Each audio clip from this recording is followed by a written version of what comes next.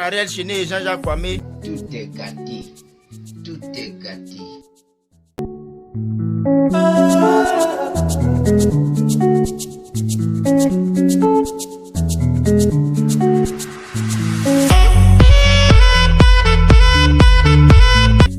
Tout a commencé lors d'un direct en Chomoula. Jean-Jacques Kwame a dit à tout le monde dans le direct que Ariel Chéné est venu le voir pour qu'il le produise pendant qu'il était encore sous contrat avec Didier Arafat. Que lui, il a demandé à Ariel Chéné de finir son contrat d'abord avec Didier Arafat. Que lui là, Ariel Chéné s'est mal comporté envers lui. Que lui là, malgré ses milliards là, lui il restera toujours humble. Ouais, parce que lui n'est pas gonflé, lui n'aime pas se montrer. Quand il a mis sa main sur Ariel Chéné là, Ariel Chéné a levé sa main devant tout le monde. C'est ça, le lendemain quand Ariel Chéné aussi s'est réveillé là, il est parti faire une vidéo.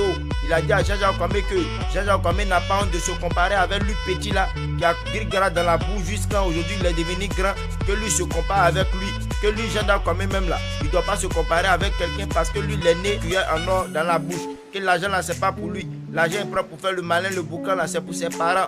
Voilà, que lui il a dit ça, qui a fait de respect là même, donc qu'à mettre ça à côté, qu'à partir d'aujourd'hui là, celui qui va lui manquer le respect là, lui va lui répondre que lui n'a pas peur de Jean-Jacques Kwame.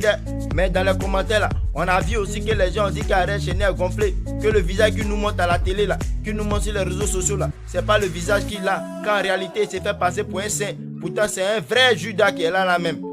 Les gens sont en train de parler, c'est pas moi qui dit, c'est ce qu'il a vu sur Facebook et puis en commentaire là, ils sont en train de relater comme ça.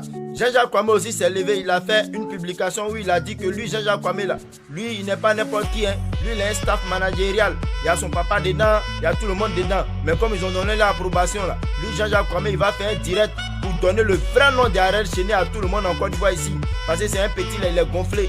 Il a quitté le milieu de la musique là parce que c'est rempli de nyangboya, de jalousie, de papatoya, de tous les mauvais noms, sorcellerie au plus haut niveau. C'est dans ça, il y a des internautes aussi qui disent que si c'était pas grâce à Didier Arafat là, qu'Ariel Chéné n'allait même pas être quelqu'un dans le mouvement coupé décalé.